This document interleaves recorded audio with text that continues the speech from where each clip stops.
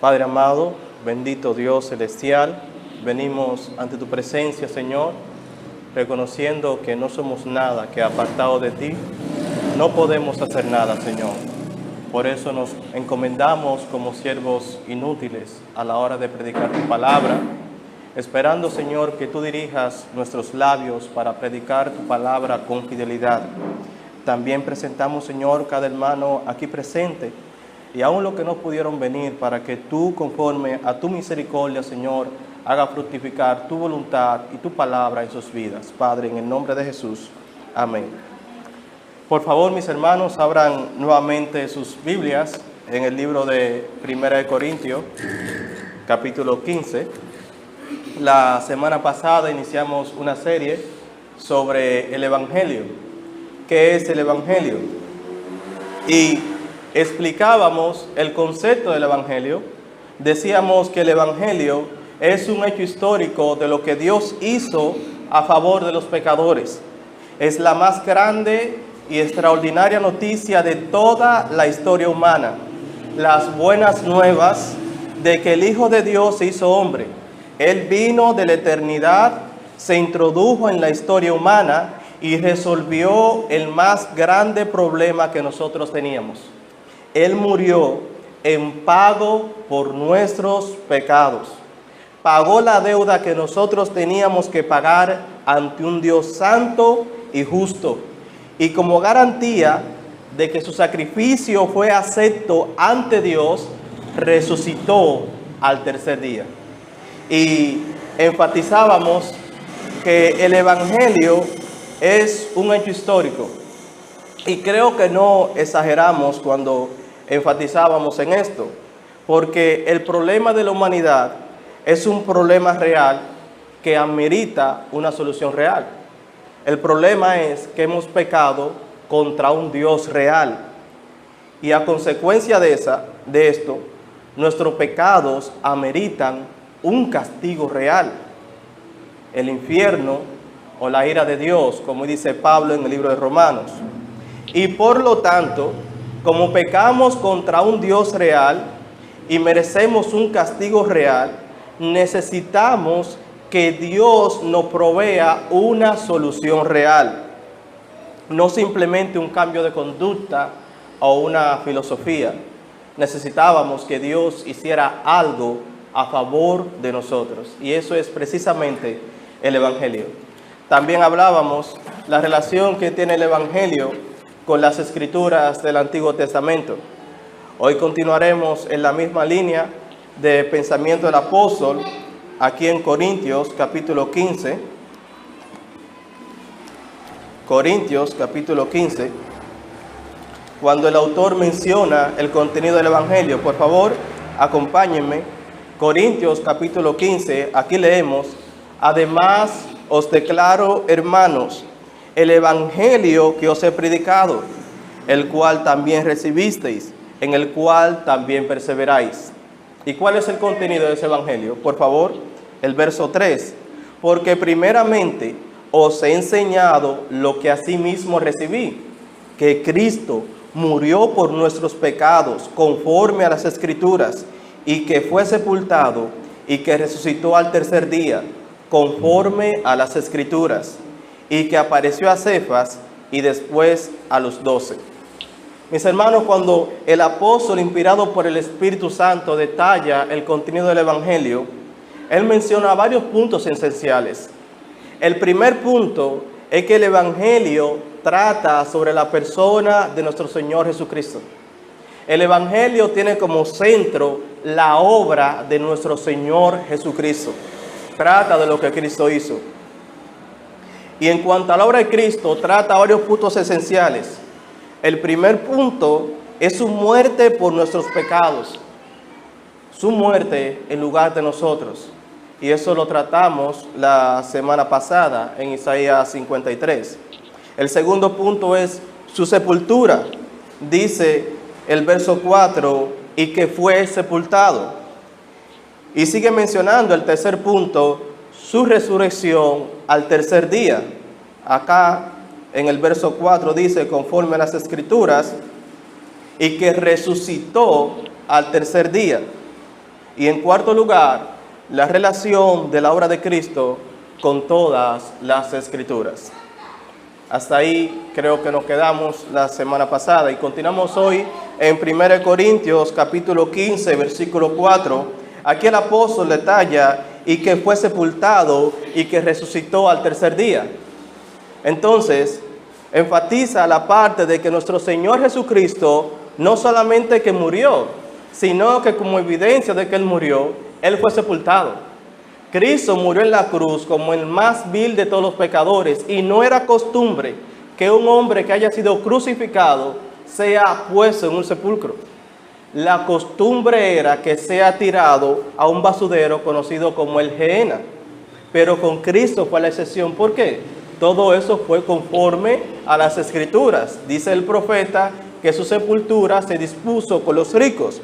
Y dice, y que fue sepultado y que resucitó al tercer día. Ahora, ¿dónde más hablan las Escrituras del Antiguo Testamento respecto a que nuestro Señor Jesucristo debía ser sepultado? En el Salmo 16, versículo 10 dice, porque no dejarás mi alma en el Seol, ni permitirás que tu santo vea corrupción. Este pasaje es usado por Pedro en su primer sermón, acá en el libro de Hechos, capítulo 2, verso 22. Pedro en su primer sermón explica, o en su predicación del Evangelio, él dice, varones israelitas, oíd esas palabras. Jesús Nazareno, varón aprobado por Dios entre vosotros con las maravillas, prodigios y señales que Dios hizo entre vosotros por medio de él, como vosotros mismos sabéis, a este, entregado por el determinado consejo y anticipado conocimiento de Dios, prendisteis y matasteis por medio de inicuos, crucificándole. Y dice, sigue continuando, continúa diciendo, Hechos 2:24, al cual Dios levantó, suelto los dolores de la muerte, por cuanto era imposible que fuese retenido por ella. Porque David dice de él, veía al Señor siempre delante de mí, porque está a mi diestra, no seré conmovido.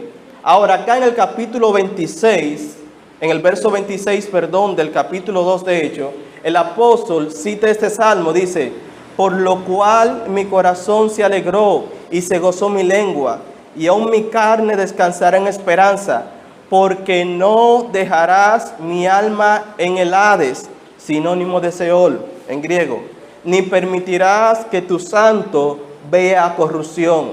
Me hiciste conocer los caminos de la vida, me llenarás de gozo con tu presencia. Ahora, hermano, escuche en boca del apóstol Pedro cómo el Espíritu Santo explica el significado de ese salmo. Sigue diciendo en el verso 29, varones hermanos, si os puede decir libremente del patriarca David que murió y fue sepultado, y su sepulcro está con nosotros hasta el día de hoy. Pero siendo profeta y sabiendo que con juramento Dios le había jurado que de su descendencia en cuanto a la carne levantaría el Cristo para que se sentase en su trono, viéndolo antes, habló de la resurrección de Cristo, que su alma no fue dejada en el Hades, ni su carne vería corrupción. A este Jesús resucitó Dios, de lo cual todos nosotros somos testigos. Y en el verso 37, compungido por la predicación de este mensaje, los judíos le preguntan, ¿qué haremos? ¿Qué haremos? Imagínense, mis hermanos, que usted está predicando a una multitud y el Espíritu Santo trata con ese grupo de personas de manera tal que ellos abren su corazón y preguntan, varones, ¿y qué haremos? Ante el hecho de que Cristo murió por nuestros pecados y resucitó al tercer día, ¿qué haremos? ¿Qué usted le diría, hermanos? ¿O qué responderíamos nosotros? Le diríamos, ven, vamos a hacer una oración. Vamos a orar por ti. O tal vez, vengan, pasen al frente. Vamos a hacer un pequeño espectáculo de 5 minutos. O tal vez le diríamos, visita la iglesia. Escuchen la respuesta inspirada del apóstol Escuchen, mis hermanos, ¿cuál es el llamado del Evangelio? Pedro les dijo, arrepentíos. Arrepentíos. Ese es el llamado del Evangelio.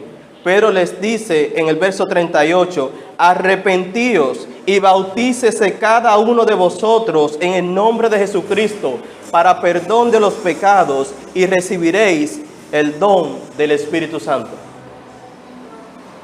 Ese, mis hermanos, es el llamado del Evangelio. Ahora, volvemos al texto, 1 Corintios capítulo 15, verso 4. Ya vemos, mis hermanos, la importancia de que Cristo sea sepultado, pero también dice que parte del contenido del Evangelio es que Cristo resucitó al tercer día, conforme a las Escrituras. Y eso es sumamente importante porque cuando los judíos le dijeron, maestro, deseamos ver de ti señal, muéstranos que tú eres el Mesías, que tú eres aquel de quien hablaban todos los profetas. En Mateo capítulo 12, verso 39, Jesús le respondió, la generación mala y adúltera demanda señal, pero señal no le será dada, sino la señal del profeta Jonás. Porque como estuvo Jonás en el vientre del gran pez 3 días y 3 noches, así estará el Hijo del Hombre en el corazón de la tierra 3 días y 3 noches. ¿Qué quiere decir eso? Si Cristo resucitaba al segundo día, Él no era el Cristo.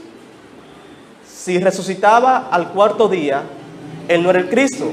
Porque dice que Él estaría 3 días y 3 noches en el corazón de la tierra. Es decir, 3 días y 3 noches sepultado. Y de paso, mis hermanos, habiendo un paréntesis, es por eso que nosotros no creemos en lo que cree la religión tradicional, que Cristo murió un Viernes Santo, porque las Escrituras dicen que Él duraría 3 días y 3 noches en la sepultura. Y de viernes a domingo no hay 3 días y 3 noches. Sí creemos que Él resucitó un primer día de la semana y también creemos que Él duró 3 días y 3 noches. Luego de ahí saquen ustedes sus conclusiones. Entonces ya vimos la importancia de que Cristo resucitara al tercer día. Y no está por demás decir que en el libro de Oseas, capítulo 6, verso 2, Él dice, nos dará vida después de 2 días. En el tercer día nos resucitará y viviremos delante de Él. Vida después de 2 días y en el tercer día nos resucitaría. Ahora, mis hermanos, aparte de que el Evangelio fue un hecho histórico y que fue un hecho de acorde a las Escrituras, el Evangelio no fue un evento secreto, sino que fue un evento público confirmado por muchos testigos. Y eso, mis hermanos, hace que el Evangelio sea completamente diferente a cualquier religión que pueda existir sobre la faz de la tierra. Eso hace que el Evangelio sea diferente al budismo, que sea diferente al Islam, que sea diferente al mormonismo o a cualquier otra cosa. El Islam, por ejemplo, Mahoma se fue a una montaña apartada a meditar y allá Mahoma tuvo la revelación del Corán, pero nadie más atestiguó eso. Buda se fue a un lugar aparte y tuvo una iluminación, pero nadie más atestiguó eso.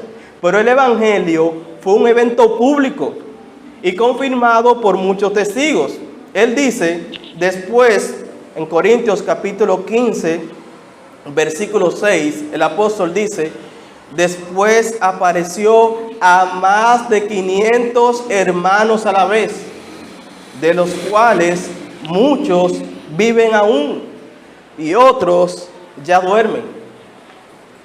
A más de 500 personas.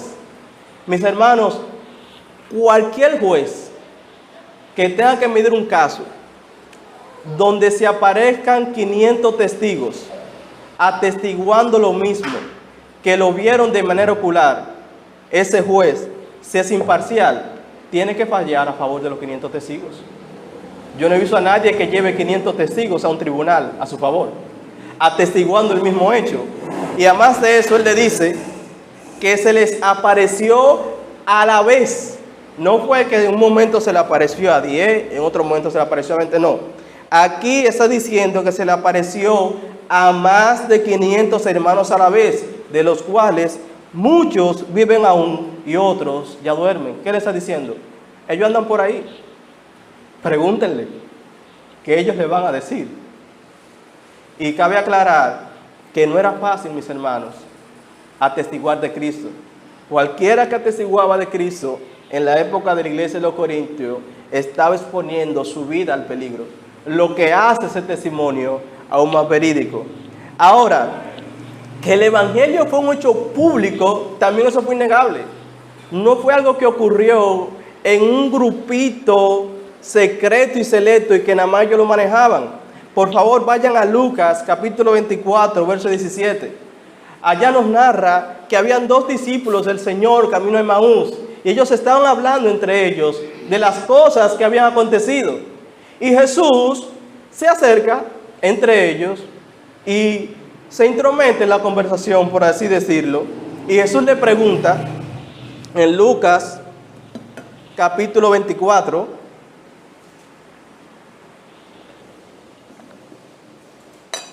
verso 17, Lucas 24, 17, el Señor le dice: ¿qué pláticas son estas que tenéis entre vosotros mientras camináis? ¿Y por qué estáis tristes? Una pregunta válida, ¿eh? Pero parece que no era tan válida, porque miren cómo le responden en el verso 18.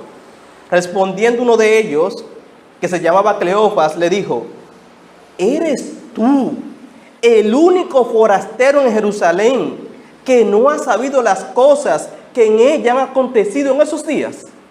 Es decir, que Cleofas está asombrado de que apareciera un hombre y por demás un forastero que no tenía nada que ver con la nación de Jerusalén, que no estuviera al tanto de las cosas que estaban sucediendo en Jerusalén. Imagínense un año electoral, un 20 de mayo, que yo me acerque a ustedes, las elecciones por lo general son el 16, y le pregunte una semana después, 4 días después, acá, ¿quién fue que ganó las elecciones? Un país tan político como nosotros. Pero acá, ¿y cómo es posible que en República Dominicana haya alguien que no sepa quién fue el presidente electo en esos días? No, eso no es posible. El evangelio fue así. Los hechos que ocurrieron respecto a la muerte y resurrección de Cristo fue algo público. Salió en la primera plana de todos los periódicos. Cleofas le dice: ¿eres tú el único forastero en Jerusalén que no ha sabido las cosas que en ella han acontecido? Pero ¿cómo es posible eso? Y Jesús le sigue diciendo: ¿qué cosas? ¿Qué cosas? Por si hay duda. Ellos le dicen: de Jesús Nazareno, que fue varón profeta, poderoso en obra y en palabra delante de Dios y de todo el pueblo.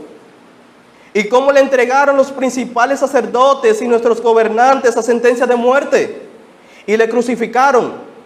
Pero nosotros esperábamos que Él era el que había de redimir a Israel. Y ahora, además de todo esto, hoy es ya el 3er día que eso ha acontecido. Aunque también nos han asombrado unas mujeres entre nosotros,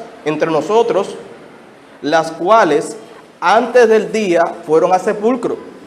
Y como no hallaron su cuerpo, vinieron diciendo que también habían visto visión de ángeles, quienes dijeron que Él vive. Y fueron algunos de los nuestros al sepulcro, es decir, se sabía cuál era el sepulcro, y hallaron así como las mujeres habían dicho, pero a Él no lo vieron. Era algo público, eso se sabía. Y nosotros sabemos cuál fue la respuesta del Señor: oh insensatos y tardos de corazón, para creer todo lo que los profetas han dicho. No era necesario que ocurriera todo eso, que el Cristo fuese crucificado y que al 3er día resucitara. y dice que les abrió el entendimiento para que comprendiesen todas las escrituras.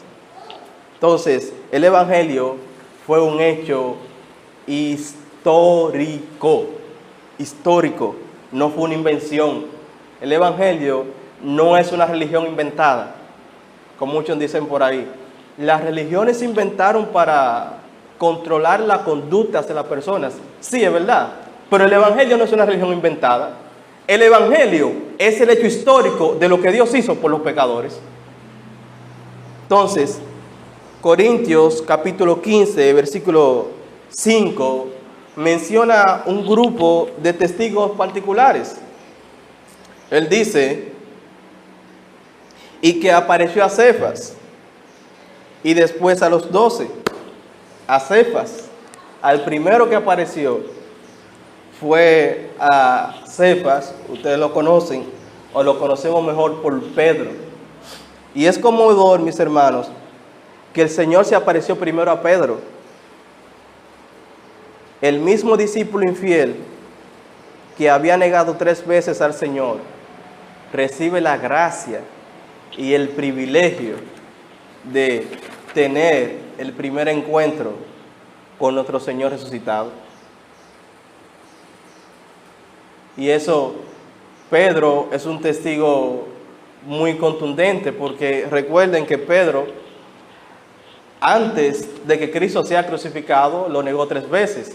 Y luego, en Hechos capítulo 2, la actitud de Pedro cambia completamente.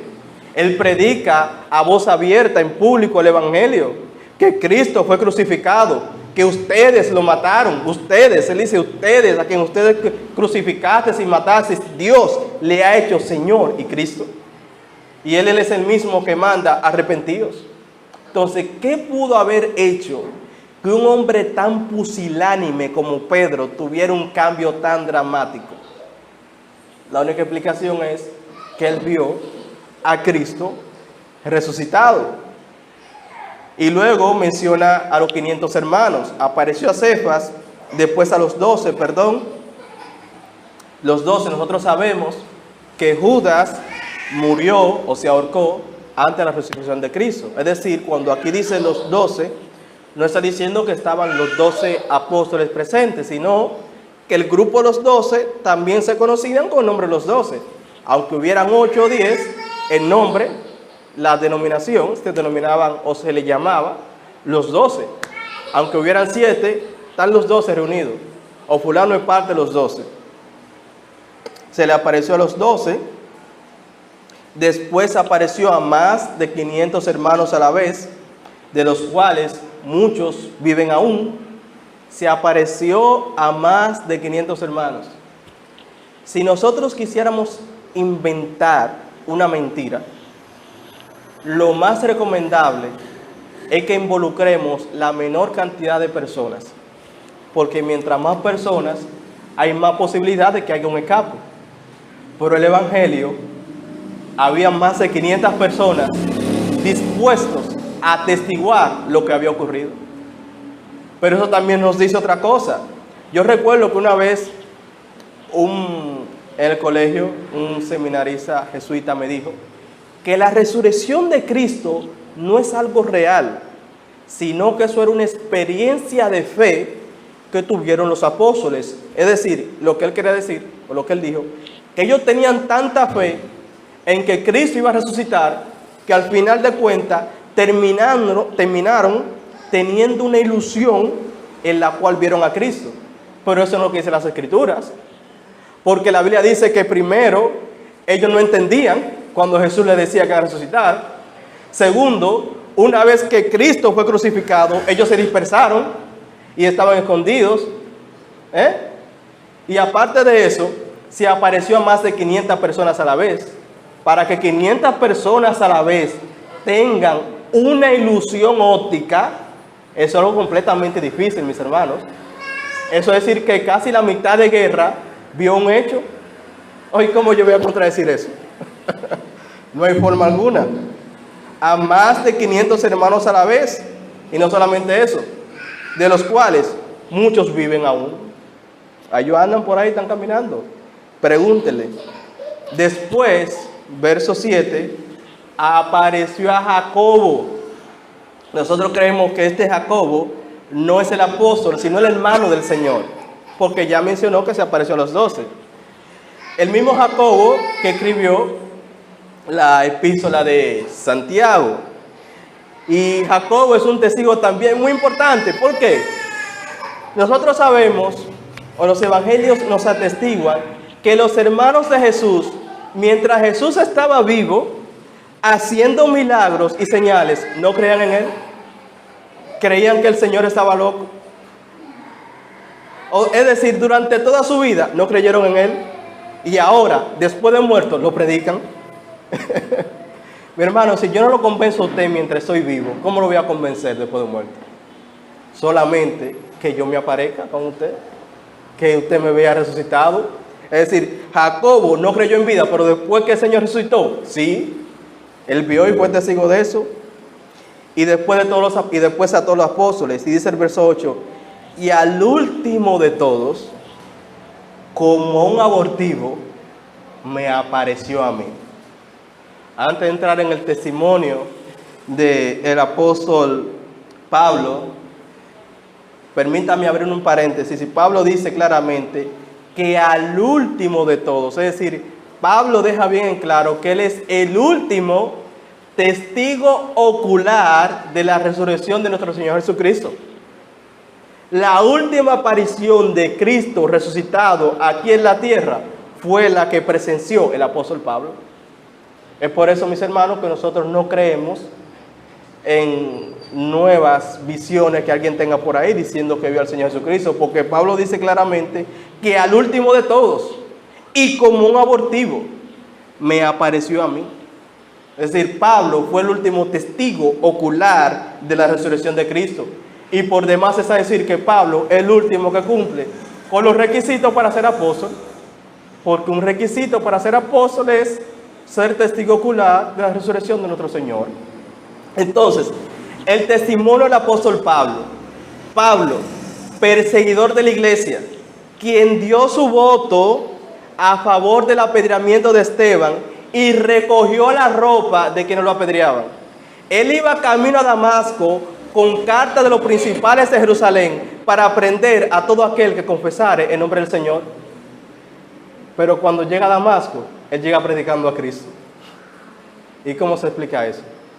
Bueno, que camino a Damasco, a él se le apareció el Cristo crucificado, o el Cristo resucitado, mejor dicho.